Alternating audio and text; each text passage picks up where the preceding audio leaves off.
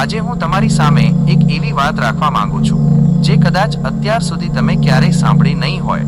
તમે તમારા ઘરમાં રોજ તુલસીની પૂજા કરતા હશો, રોજ તેને જળ ચડાવતા હશો, પણ શું તમે ક્યારેય વિચાર્યું છે કે જ્યારે એ તુલસીનો છોડ સુકાઈ જાય છે ત્યારે એ આપણને શું સંકેત આપે છે? આપણે તેને સાધારણ લાકડું સમજીને વહેતા પાણીમાં પધરાવી દઈએ છીએ અથવા કચરામાં નાખી દઈએ છીએ, પણ જો હું તમને કહું કે એ સૂકી લાકડીમાં એવી શક્તિ છુપાયેલી છે જે તમારા ઘરની દરિદ્રતાને જડમૂળથી ઉખેડી શકે છે, જો હું તમને કહું કે એ લાકડી તમારા ઘરના વાસ્તુ દોષને મટાડી શકે છે અને તમને દેવામાંથી મુક્તિ અપાવી શકે છે, આજે આપણે કોઈ અંધશ્રદ્ધાની વાત નથી કરવાના, પણ આપણે વાત કરીશું ઉર્જાના વિજ્ઞાનની, આયુર્વેદની અને આપણા શાસ્ત્રોમાં લખાયેલી એક ગૂઢ વાતોની જે આજે વિજ્ઞાન પણ સ્વીકારી રહ્યું છે। આ વિડીયો લાંબો છે, પણ જો તમે આજે તમારી જિંદગીની 20 મિનિટ આ સ્ક્રિપ્ટને સમજવામાં આપી દીધી તો હું ગેરંટી આપું છું કે તમારો તુલસી પ્રત્યેનો દ્રષ્ટિકોણ કાયમ માટે બદલાઈ જશે। તુલસીને આપણે વૃંદા કહીએ છીએ। ભગવાન વિષ્ણુને તે અતિ પ્રિય છે, પણ કેમ? શું તે માત્ર એક ધાર્મિક માન્યતા છે? ના, વિજ્ઞાન કહે છે કે તુલસી એક એવો છોડ છે જે સૌથી વધુ ઓક્સિજન આપે છે અને તેની આસપાસના વાતાવરણમાંથી નકારાત્મક બેક્ટેરિયાનો નાશ કરે છે।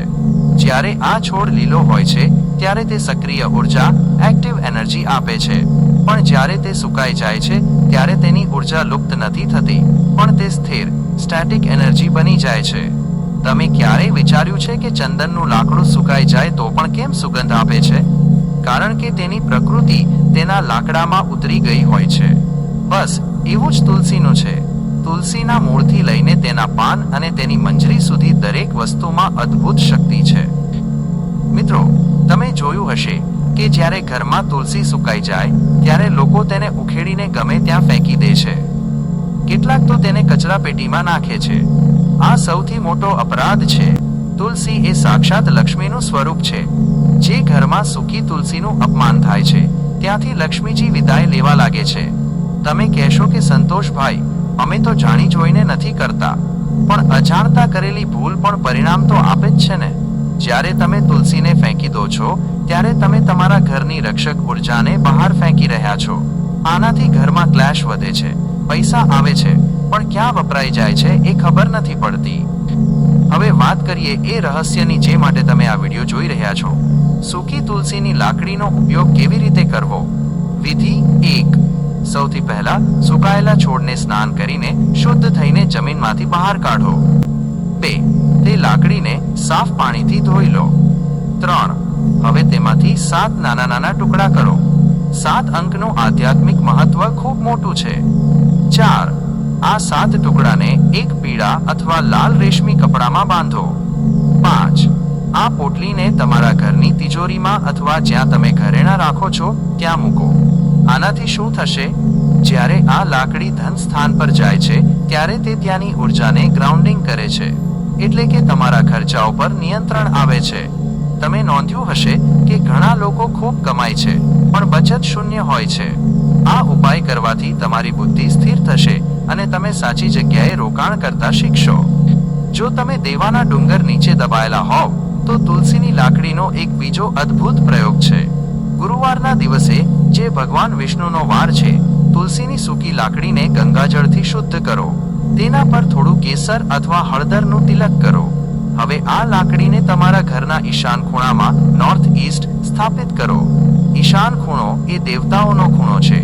જ્યારે ત્યાં તુલસીની ઉર્જા સ્થાપિત થાય છે ત્યારે અટકેલા નાણાં પાછા આવવાના રસ્તા ખુલે છે અને દેવું ચૂકવવાની નવી તકો પ્રાપ્ત થાય છે।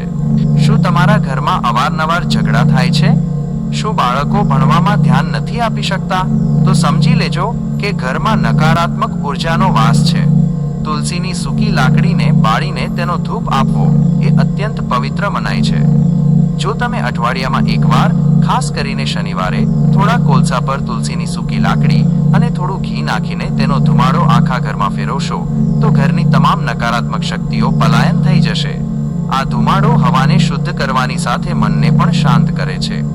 મિત્રો, ઘણા લોકો મને પૂછે છે કે સંતોષભાઈ, શું માત્ર ઉપાય કરવાથી સફળતા મળે? જવાબ છે ના, પણ આ ઉપાયો તમારી સાયકોલોજી, મનોવિજ્ઞાન પર અસર કરે છે। જ્યારે તમે શ્રદ્ધાથી આ લાકડીને તમારી પાસે રાખો છો ત્યારે તમારો આત્મવિશ્વાસ વધે છે, તમે પોઝિટિવ વાઇબ્રેશનમાં રહો છો, અને જ્યારે તમે પોઝિટિવ હોવ છો ત્યારે તમે તકને ઝડપી શકો છો. આ લાકડું એક રિમાઇન્ડર છે કે કુદરત તમારી સાથે છે. ઘણા લોકો પૂછે છે કે શું આપણે બજારમાંથી લાવેલી તુલસીની માળા પહેરી શકીએ? ચોક્કસ, પણ જો તમારી પાસે તમારા પોતાના ઘરની સુકાયેલી તુલસી હોય અને તેમાંથી જો કોઈ કારીગર પાસે નાની માળા કે મણકા કરાવી શકો, તો તેની શક્તિ બજારની માળા કરતા 100 ગણી વધારે હશે.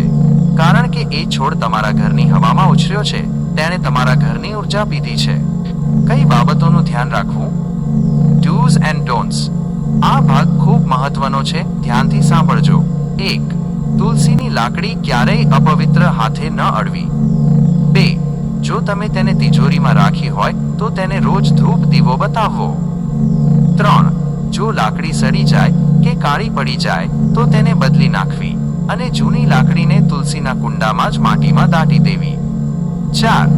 માસિક ધર્મ દરમિયાન સ્ત્રીઓએ આ લાકડીને અડવું નહીં. મિત્રો, આ વિડિયો પૂરો કરતા પહેલા એક વાત કહેવી છે. દુનિયામાં 2 પ્રકારના લોકો હોય છે. એક જે બધું જ તર્ક, લોજિકથી વિચારે છે, અને બીજા જે ભાવ, ફેથથી વિચારે છે. વિજ્ઞાન આપણને રીત શીખવે છે, પણ આધ્યાત્મ આપણને જીવવાની દ્રષ્ટિ આપે છે. તુલસીની એ સૂકી લાકડી તમને કરોડપતિ બનાવશે કે નહીં, એ તો તમારી મહેનત અને ભાગ્ય પર છે. પણ હા, એ લાકડી તમારા મનમાં એવો વિશ્વાસ જરૂર જગાડશે કે હું એકલો નથી, ઈશ્વરીય શક્તિ મારી સાથે છે. અને જ્યારે માણસમાં આ વિશ્વાસ આવે છે ને, ત્યારે તેને હરાવવો અશક્ય બની જાય છે. તમારા ઘરની તુલસીને આજે જ જઈને જુઓ. જો તે લીલીછમ છે તો તેને વંદન કરો. જો તે સુકાઈ ગઈ છે તો તેને સન્માન આપો. આ માહિતી જો તમને ગમી હોય તો GT ગુજરાતી ચેનલને સબસ્ક્રાઇબ કરજો. આ વિડિયો તમારા એવા મિત્રો સાથે શેર કરજો જેઓ અત્યારે મુશ્કેલીમાં છે. શું ખબર, તમારી એક શેર કરેલી માહિતી કોઈની જિંદગી બદલી નાખે. કોમેન્ટમાં રાધે રાધે લખવાનું ભૂલતા નહીં. તમારી એક કોમેન્ટ મને નવા વિડિયો બનાવવા માટે પ્રોત્સાહન આપે છે. ખૂબ ખૂબ આભાર. મળીએ છીએ આવતા વિડિયોમાં. રાધે રાધે.